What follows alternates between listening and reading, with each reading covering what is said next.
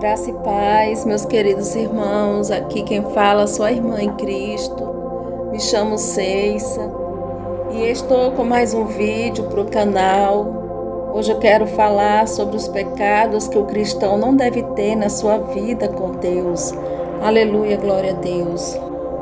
Peço que você abra a sua Bíblia, que está em livro de Provérbios, capítulo 16 e versículo 5, que diz assim: Abominação é para o Senhor todo altivo de coração, ainda que ele junte mão a mão, não ficará impune. Amém, meus irmãos?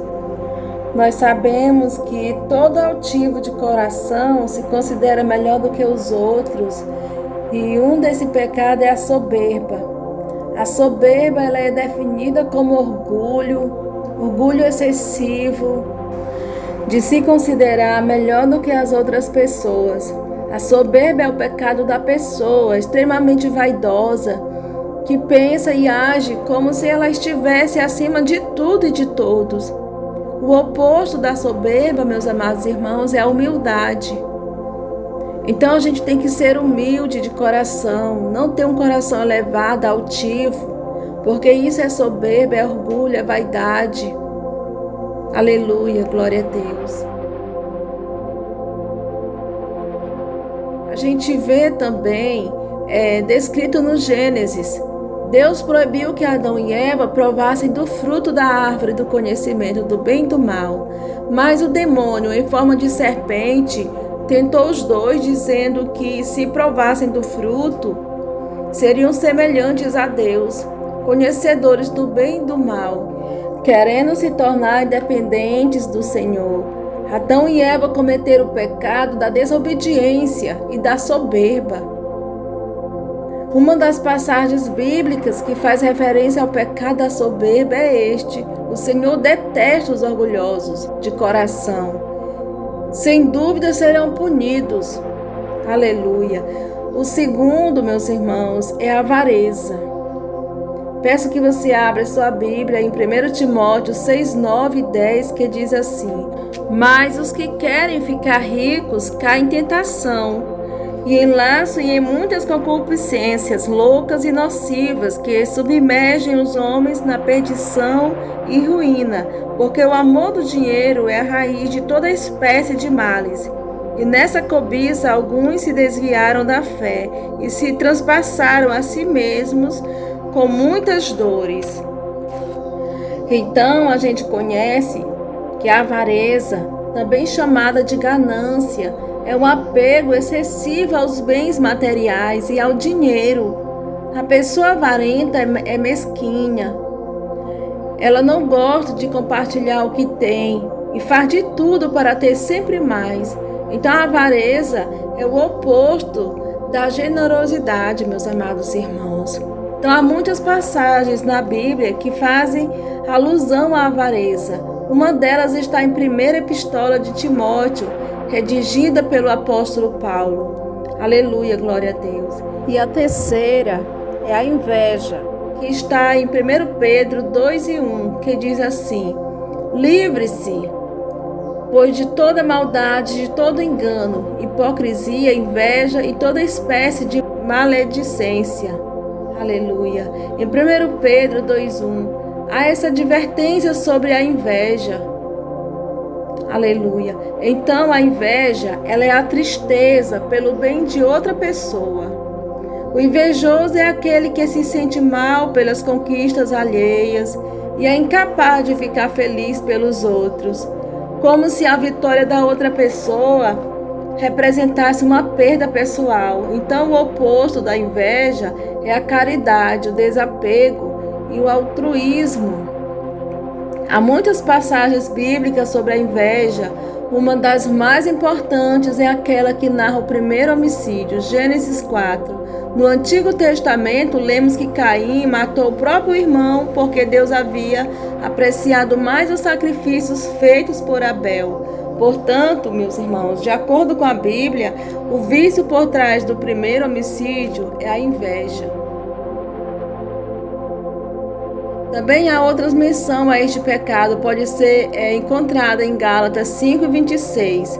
que diz assim: não sejamos presunçosos, provocando uns aos outros e tendo invejas uns dos outros. O quarto pecado é a ira. Aleluia, glória a Deus. A gente vê em livro de Provérbios 15:8. O homem irritável provoca dissensão, mas quem é paciente acalma a discussão. Aleluia. Então a ira, a raiva ou fúria é uma manifestação intensa de indignação que pode levar a agressões verbais ou físicas. O oposto da ira é a paciência.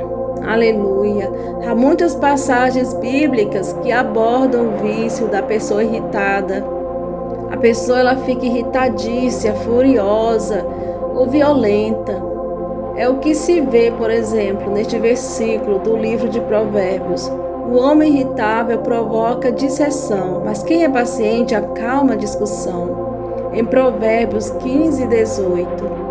Em Salmos 37:8, há conselhos importantes para as pessoas raivosas. Evite a ira e rejeite a fúria. Não se irrite, isso só leva ao mal. E o livro de Salmos 37:8. Aleluia. O quinto pecado é a luxúria. A gente vê em livro de Gálatas 5:19. Ora, as obras da carne são manifestas: imoralidade sexual, impureza e libertinagem. Em Gálatas 5:19. Então a luxúria, a lascívia ou libertinagem é o pecado associado aos desejos sexuais.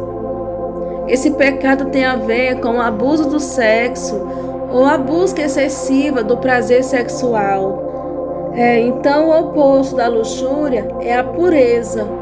Das passagens bíblicas que tratam desse pecado, uma das mais incisivas é a que está em Gálatas 5:19.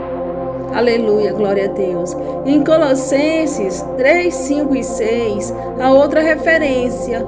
Assim façam morrer tudo que pertence à natureza terrena de vocês: imoralidade sexual, impureza, paixão, desejos maus e a ganância, que é a idolatria. E por causa dessas coisas que vem a ira de Deus sobre os que vivem na desobediência. Em Colossenses 3, 5 e 6. E o sexto pecado é a gula. A gente vê em Provérbios 23, 20 e 21. Há um conselho aos que querem se manter distantes da tentação da gula. Então não ande com os que se encharcam de vinho, nem com os que se empanturram de carne, pois os bêbados e os glutões se empobrecerão, e a sonolência os vestirá de trapos. Em Provérbios 23, 20 e 21. Aleluia, glória a Deus. Então a gula, meus amados irmãos, é o pecado associado ao desejo de comer, de beber de maneira exagerada, para além das necessidades. Esse pecado tem a ver com a perda de controle em relação ao próprio corpo. O oposto da gula é a moderação. Na verdade, quase todos os pecados estão relacionados à falta de moderação. No caso da gula, trata-se do consumo em excesso de comidas e bebidas, ao qual se atribuem males físicos e espirituais, já que pode levar a outros pecados, como a preguiça. A gula é uma manifestação da busca da felicidade em coisas materiais. Aleluia, glória a Deus. E a sétima é a preguiça. A gente vê em Provérbios 13, 4. O preguiçoso deseja e nada tem, mas o desejo dos que se esforçam será atendido. Em Provérbios 13, 4. Então observe a formiga, preguiçoso, reflita nos caminhos dela e seja sábio. Em Provérbios 6 e 6. O preguiçoso morre de tanto desejar e de nunca pôr as mãos no trabalho. Provérbios 21 e 25. Aleluia, glória a Deus. Então a preguiça, ela é uma falta de vontade ou de interesse em atividades que exijam algum esforço, sejam físico ou intelectual. Ela pode ser definida como a falta de ação, a ausência de ânimo para o trabalho e outras tarefas do dia a dia. Então, o oposto da preguiça é o esforço, a força de vontade, a ação. Aleluia, glória a Deus. Então, o pecado da preguiça tem a ver com a recusa voluntária ao dever do trabalho, da busca do pão de cada dia. Mas também se relaciona, meus irmãos, com a falta de ânimo nas práticas, na falta de busca às coisas de Deus, a falta de oração, de ler a palavra do Senhor, a falta de se dedicar às coisas de Deus. Então, qual seria a explicação para a origem dos pecados na vida das pessoas? Em Marcos 7, 21 e 23, há uma passagem que lança sobre essa questão. Pois do interior do coração dos homens vêm os maus pensamentos, as imoralidades sexuais, os roubos, os homicídios, os adultérios, as cobiças, as maldades, o engano, a devassidão, a inveja, a calúnia, a arrogância e a insensatez.